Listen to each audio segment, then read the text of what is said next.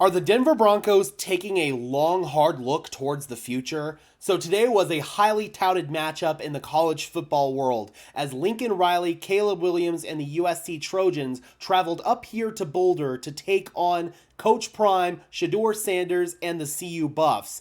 It was obviously two of the top quarterback prospects in this year's draft, assuming that Shedeur comes out, of course, and then Caleb obviously is the number one overall pick that is basically just waiting to see what team ends up with that pick. And there is a chance that the Denver Broncos could be looking towards that possibility because among the many other NFL representatives who were at that game today was Broncos GM George Paton. And according to this tweet here from Quentin Sikafus, he was taking a long, hard look at Caleb Williams. Now, with Caleb Williams, we all know that he is super duper special. He showed that today in the game against CU where he threw 6 touchdowns, although things did kind of start to unravel a little bit for USC. You saw Caleb Williams throw a fairly uncharacteristic interception, and then Shedeur Sanders, man, he played pretty much lights out in this one. I was extraordinarily impressed with Shedeur Sanders, much like I've been over the last several weeks, man. Shedeur, I feel like, is most likely going to stay at CU for another year. Why wouldn't he? He's making great money on NIL, probably more than he would going to the NFL, if I'm being honest. And he gets to play with his dad and probably his brother too, depending on what Shiloh wants to do. I mean, this is just a really, really cool situation for Shedeur. But in this video, I want to talk about Caleb Williams because he's somebody that has generated quite a bit of buzz here in Broncos country, and rightfully so, man. He's a special prospect. And for the Denver Broncos, when they're trying to compete in the same division as Patrick Mahomes, as Justin Herbert, you know that they want to get a leg up whenever they can. That said, though, the real question becomes, do the Denver Broncos want to tear down the entire operation right now and fully commit to tanking for Caleb Williams? I don't see that happening. For one, Russell Wilson is playing at a high enough level where you can't justify benching him. You just can't do it, man. It would be a horrifically bad look. And at the end of the day, man, if Russ continues to play at this level and the Denver Broncos offense continues to produce, they will win enough games. I feel like the Denver Broncos game against the Chicago Bears is going to be a big tell-all here. And quite frankly, I think right now the Chicago Bears are the leaders in the Caleb Williams sweepstakes. I don't think the Denver Broncos are going to be in striking distance for Caleb Williams. Now, I know a lot of people out there are going to say, well, why doesn't the team just tank for Caleb Williams? He's such a special prospect. He'd really help reset the competitive window for this team, which, yes, he absolutely would. We know that this team is probably a couple years away from being a competitive team. And Russell Wilson certainly isn't getting any younger. We have to rebuild for sure on the defensive side of the ball. And with taking Caleb Williams number 1 overall, you're basically accepting another year of growth and rebuilding for the Denver Broncos. And sure, I could see the Denver Broncos wanting to go in that direction, but I don't think they're going to tank for Caleb Williams.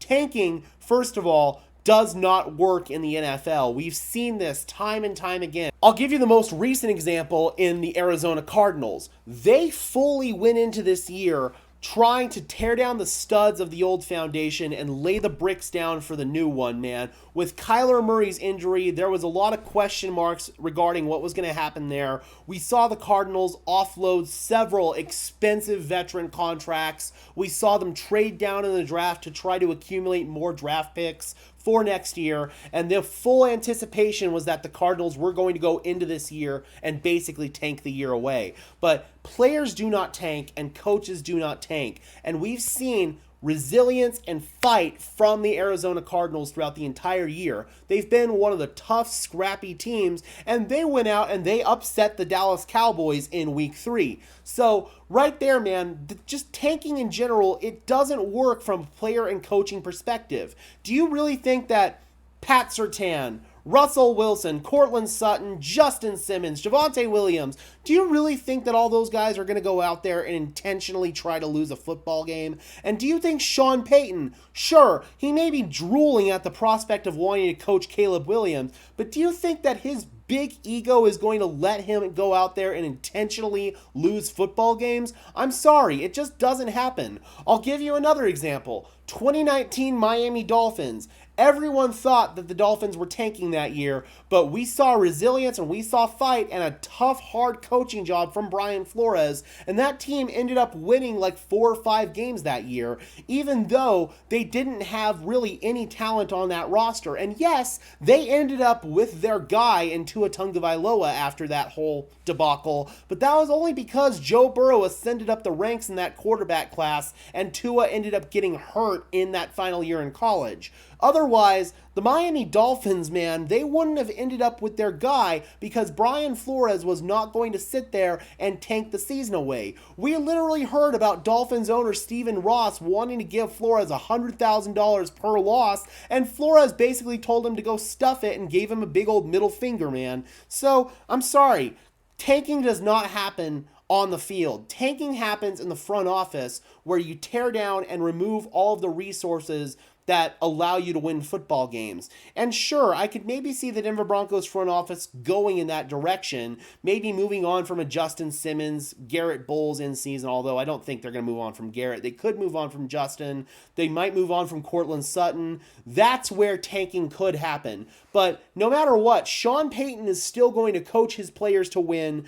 The players are still going to fight their ass off to win. I'm sorry, this team is not going to tank. And right now, with the high level of production that's coming from the Denver Broncos offense, there's no way in hell they're going to end up with the number 1 overall pick, especially if they go out and they beat the Chicago Bears on Sunday. If they beat the Chicago Bears on Sunday, then you can basically kiss the number 1 overall pick and kiss Caleb Williams goodbye, because right now the Bears are the leading contenders in the Caleb Williams sweepstakes. It was really, really cool getting to see Caleb Williams play in CU. A little potential preview maybe of Caleb Williams in Denver, but spoiler alert, guys, it's not going to happen.